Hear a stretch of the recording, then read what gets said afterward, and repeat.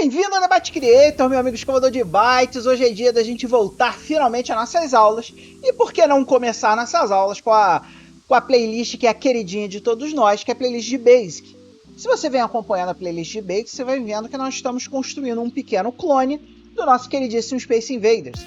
E a gente começou a ver a parte onde a gente faz o nosso canhãozinho do Space Invaders atirar e conseguir matar os alienígenas, que é o objetivo do jogo no final das contas.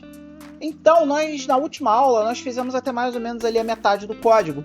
Então, na aula de hoje, nós vamos gerar outra metade do código e vamos aprender mais um pouquinho sobre esse controle do torpedo e também, talvez, vamos ver se a gente consegue ainda nessa aula começar a brincar um pouquinho com as colisões. Então, vem comigo que hoje a gente vai continuar atirando nos aliens e vai continuar aí no desenvolvimento do nosso queridíssimo Space Invader em Basic. Então, bora, galera, vamos para a aula. Então, amigo escovador de bytes, para você que não acompanhou a última aula, eu recomendo fortemente que você pare de assistir o vídeo agora, volte no vídeo anterior e veja o vídeo anterior. Por quê? Porque no vídeo anterior, o que a gente fez? A gente pegou esse cara aqui, o AltExec.bash, abriu ele e começou a olhar linha a linha. Lembrando que esse AltExec.bash aqui está dentro da pasta atirando, lá no nosso queridíssimo GitHub. Se você não baixou o código para sua máquina, dá uma olhada na aula anterior, que na aula anterior eu ensino você a entrar no GitHub oficial do Debate Creator e baixar esse código para sua máquina. E aí você vai baixar o código para sua máquina, vai abrir o AltExec.bash e na aula anterior você vai ver que nós fomos no código até esse método aqui, ó, até a linha 425, que é o método que faz o tratamento do torpedo, que atualiza as coordenadas do torpedo para fazer o torpedo se mexer. Então, da linha 425 para cima, nós já vimos tudo, tá, pessoal? Então, na aula de hoje, o que nós vamos fazer? Nós vamos pegar aqui a partir da linha 425 para baixo, e nós vamos continuar estudando o código para entender o que esse código faz. Então, vamos embora, pessoal. Então, vamos lá, pessoal. Se você lembra daquela nossa aula que nós demos falando sobre o Game Loop, você vai se lembrar que quando a gente desenha um Game Loop, a primeira coisa que a gente faz é atualizar nossas coordenadas, que aí nas frameworks mais modernas é o que a gente chama de método update, né? Então a gente faz o update de todas as coordenadas antes da gente começar efetivamente a desenhar o quadro, ou para usar o termo gringo, frame, né? E aqui, esse método aqui que nós acabamos de olhar na aula passada é o método que faz a atualização das coordenadas do torpedo. Isso não quer dizer que a gente não precisa fazer a atualização dos outros objetos da tela. E se vocês lembram quais são os outros objetos da tela, são os nossos queridíssimos alienígenas. E os nossos alienígenas estão dentro de uma matriz que vai de 0 a 4, ou seja, de 0 a 4 nós temos 5 posições. Então, se você lembra da nossa aula de matrizes lá em algoritmos e estruturas de dados, você lembra que toda vez que nós estamos falando de I, nós estamos falando de linhas. E toda vez que nós estamos falando de J, nós estamos falando de colunas. Ok? Então, de 0 a 4 eu tenho 5 linhas, o que significa que eu vou ter 5 aliens aqui. 3, 4, 5. E de 0 a 3 significa que nós vamos ter 4 linhas. Vamos ter 5 colunas e 4 linhas. Então, nós vamos repetir isso aqui 4 vezes. 1, 2, 3, 4, 5. 1, 2, 3, 4, 5. 1, 2, 3, 4, 5. Então, todos esses aliens aqui são sprites. E esses sprites precisam ter as suas coordenadas atualizadas. E é isso aqui que esse loop faz. Ele vai pegar um a um, cada um desses sprites, ou seja, cada um dos alienígenas na tela, e vai adicionar a eles a velocidade no eixo X. Lembrando para vocês que eles só se mexem no eixo X até que eles batam num lado da tela. Então esse loop aqui, ele faz a atualização apenas do EX, que você sabe que é o eixo X, são as coordenadas do eixo X, ou seja, na horizontal dos nossos alienígenas. Então aqui nós atualizamos o eixo X dos nossos alienígenas.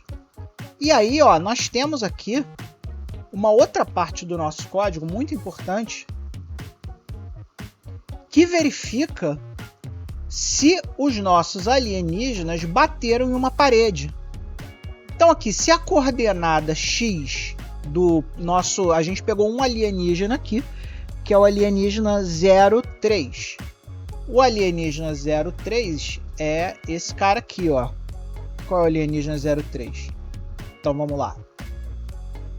0, 1, 2, 3, 4. É esse cara aqui. Na linha 3. Então, linha 0, linha 1, linha 2, linha 3. Então, o alienígena 03 é esse cara aqui, ó. Então, se a coordenada desse cara for maior que 223, significa que a gente bateu na parede da direita. E se a coordenada dele for menor ou igual a 16, significa que ele bateu na parede da esquerda. E toda vez que a gente bate numa parede, a gente tem que fazer o tratamento para ele descer uma linha. Então nós vamos lá para a linha 510, que é aqui, ó, inverte a direção dos aliens. Essa aqui é a linha 510, certo? O que é inverter a direção dos aliens? Se os aliens começaram a andar na direção da direita, eles têm que descer uma linha e começar a se mover na direção da esquerda. Porque não basta você descer uma linha, você tem que descer uma linha e inverter a direção dos movimentos dele. E aqui, ó, olha só que interessante. A gente só vai chegar nesse cara aqui, no nosso queridíssimo 510, se uma dessas condições for atendida. Porque se nenhuma dessas condições for atendidas, ele vai vir aqui para a linha 600, para a linha 500, que é a Gotu 600. Ou seja, ele vai pular toda essa parte aqui e vai direto para o desenho do frame. Então aqui, ó, quando ele bater aqui no Gotu 600, ele vai vir para cá, que é o desenho do frame, e vai pular todo esse trecho de código aqui. Então, esse trecho de código aqui, ele só acontece quando existe mudança de direção. E a gente só tem mudança de direção quando a gente bate em uma parede. E aí o que a gente faz aqui? A gente inverte a velocidade, ou seja, se a velocidade antes, vamos supor, era 20, 20 vezes menos 1 é igual ao que, galera? Você sabe que 20 vezes menos 1 é igual a menos 20. Ou seja, nós vamos inverter o sinal da velocidade e ao invés de somar 20, nós vamos começar a diminuir 20. E aí nós vamos atualizar de novo as coordenadas da galera, para que na hora que a gente chegue aqui no desenho do frame, as coordenadas estejam certinhas, de acordo com o que a gente fez. Então, amigo escovador de bytes, chegamos naquele ponto que nós já fizemos todos os tratamentos que nós precisávamos no nosso método de update, que é esse método aqui, que atualiza as coordenadas. E aí nós vamos o que nós chamamos, né, nas frameworks modernas de método draw, ou seja, o método que efetivamente desenha o quadro ou o frame, né, para usar o termo gringo, frame, né? E a gente só começa a desenhar o frame depois que a gente atualiza todas as coordenadas. E aí, mais uma vez, eu recomendo vocês assistirem a aula de Game Loop, que está aqui na playlist de Basic. Eu vou linkar ela aí no nosso queridíssimo descrição do vídeo para você assistir, para você entender o Game Loop. E agora nós entramos no método Draw, ou seja, o método que efetivamente desenha o nosso quadro. Vocês lembram lá que toda vez que a gente começa a desenhar o nosso frame, a gente tem que desligar as colisões, porque o nosso desenho do frame ele não pode ser interrompido. Então aqui a gente desliga aqui o evento que fica verificando as colisões. E aí a gente cria uma variável CM aqui, que deveria ter um comentáriozinho aqui de camada. E o que é a camada? Inclusive já vamos até colocar esse comentário aqui, ó, para vocês lembrarem que trata-se de uma camada. Quando a gente brincou lá de sprites, vocês lembram que o MSX ele apresenta cada sprite em uma camada. Então, amigo escovador de bytes, você pode pensar nas camadas mais ou menos como são as camadas do Photoshop, do GIMP, né? Ou se você nunca trabalhou com esse software de edição de imagem, você pode imaginar, lembra lá naquelas animações da Disney que tinha aquele papel transparente, né? E o papel transparente tinha a imagem aqui do, sei lá, do Mickey Mouse, né? Vamos fazer aqui um Mickey Mouse aqui.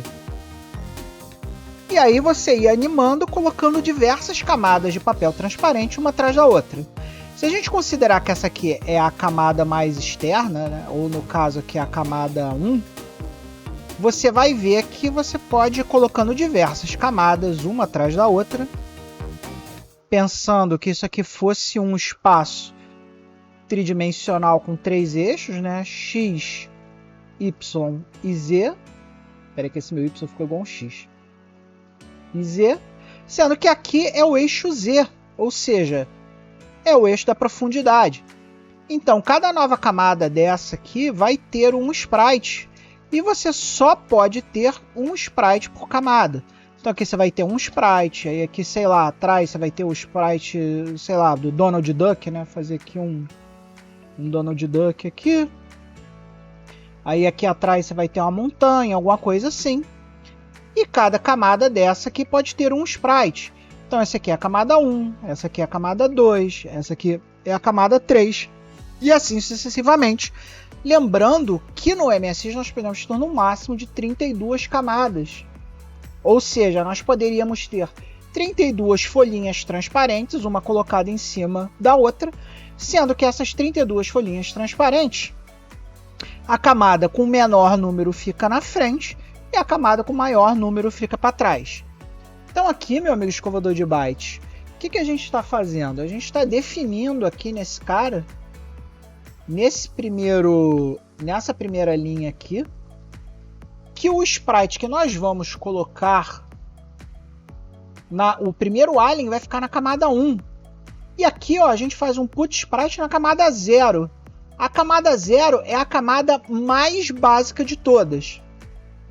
E o que a gente põe na camada 0? Na camada 0 a gente põe o nosso canhão. Então aqui a gente dá as coordenadas x e y, que nós definimos lá no início. Aqui a cor do nosso canhão, que é esse 6 aqui. E aqui o pattern do sprite. Vocês já viram isso lá nas nossas aulas de sprite. Então aqui ó, na descrição do vídeo vai ter link para todas as nossas aulas de sprite, para que vocês possam lembrar o comando put sprite e lembrar o que toda essa linha aqui faz, tá pessoal? E aí o que a gente faz? A gente verifica se a gente tem um torpedo. Se a gente tem um torpedo, a gente vai botar o torpedo na camada 21.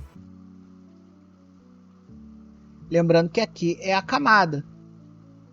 Então o torpedo vai ficar na camada 21, caso ele exista. Se ele não existe, a gente não precisa nem se preocupar em botar ele na tela, porque ele não existe. E aqui os aliens, tá vendo? Como a gente começou a nossa camada no 1, o primeiro alien vai entrar na camada 1. E aí, à medida que a gente for fazendo esse loop aqui, ó,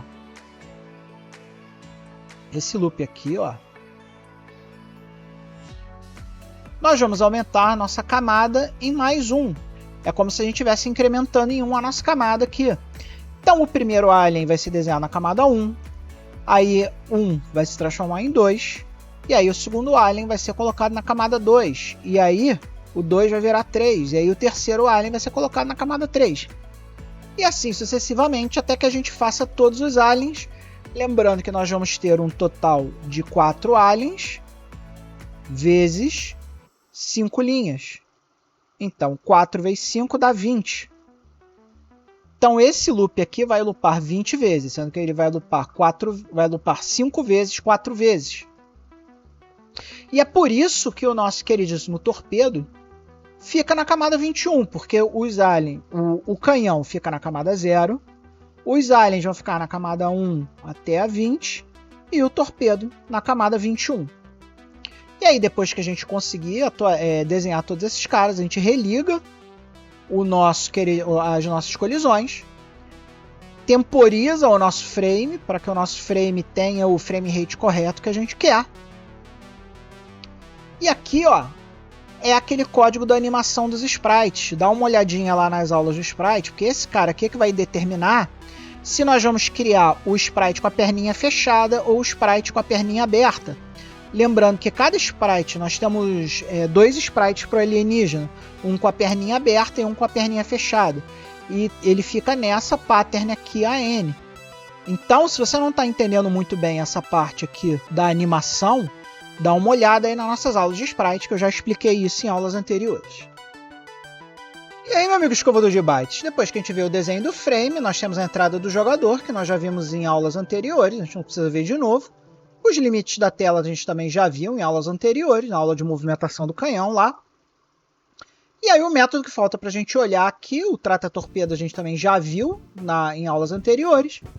Falta a gente ver agora a adição de um torpedo, né? Toda vez que a gente tem que adicionar um torpedo, lembrando que esse método aqui, 5000, ele é um método que está lá onString goto 5000, né? Se a gente voltar lá para o início do código, você vai ver que aqui, ó, a gente tem esse cara aqui, ó, onString goSub 5000, ou seja, lembrando da aula anterior, se o camarada apertou a barra de espaço, né, a gente setou o string aqui com a barra de espaço, então se o cara apertou a barra de espaço, eu tenho que adicionar um torpedo.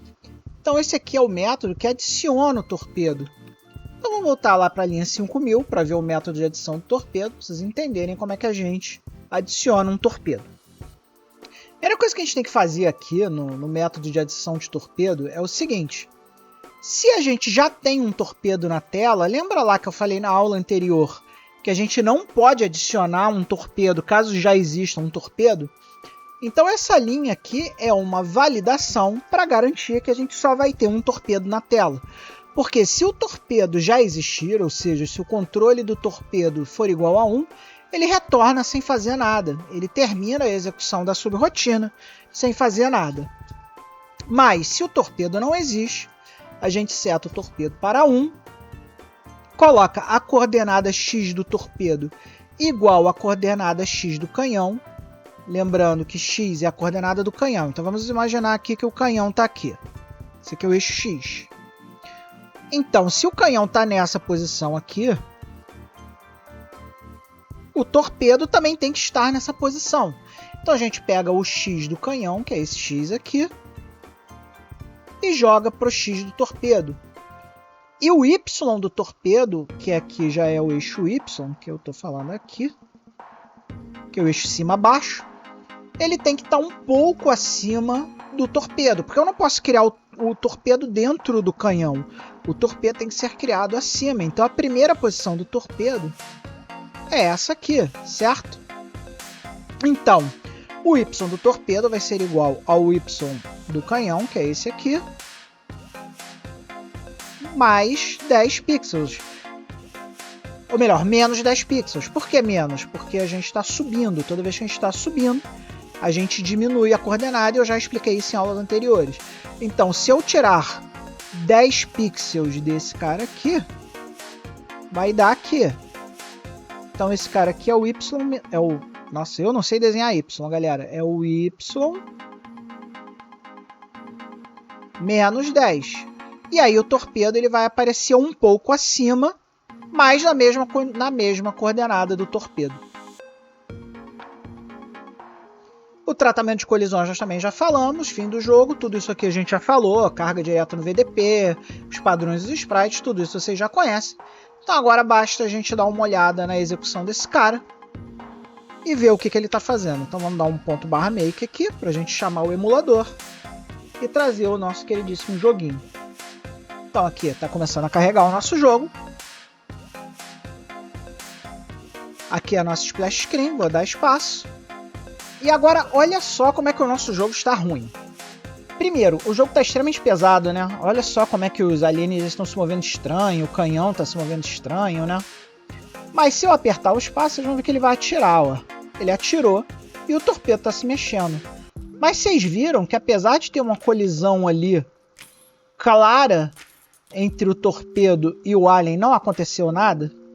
No nosso tratamento de colisão, havendo uma colisão, o jogo deveria parar, né? Essa é a tratamento de colisão que nós colocamos até agora. E por que o jogo tá assim tão ruim, tão pouco performático, as colisões não estão conseguindo se entender?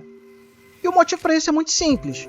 O que a gente está tentando fazer aqui é extremamente pesado para o MSX. Por mais que o MSX ele suporte, na teoria, tudo isso aqui, todos esses sprites na tela, todo esse processamento que está acontecendo aqui, não é porque você pode fazer uma coisa que você deve fazer aquela coisa.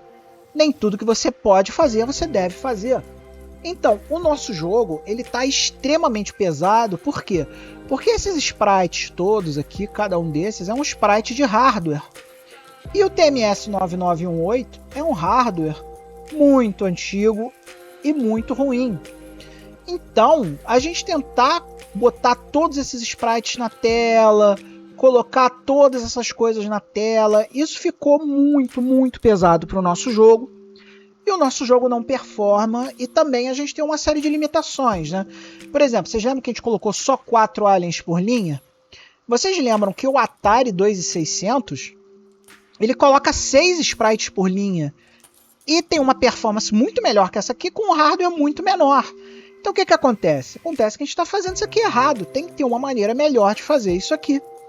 E essa maneira melhor de fazer isso aqui vai ser o tema das nossas próximas aulas de Basic. Nós vamos partir desse ponto aqui onde nós estamos agora e vamos melhorar sucessivamente esse código para que a gente possa quebrar essas limitações, para que a gente possa ter aqui mais sprites na linha, para que o comportamento do jogo fique mais rápido e a gente tenha um jogo melhor e mais performático do que esse jogo aqui que está bem meia boca, galera. E é isso aí, amiguinhos, escovador de bytes. Mais uma aula concluída com sucesso e agora aqui as aulas de Basic eu vou entrar numa nova era, porque nós vamos começar a falar de temas muito mais avançados agora.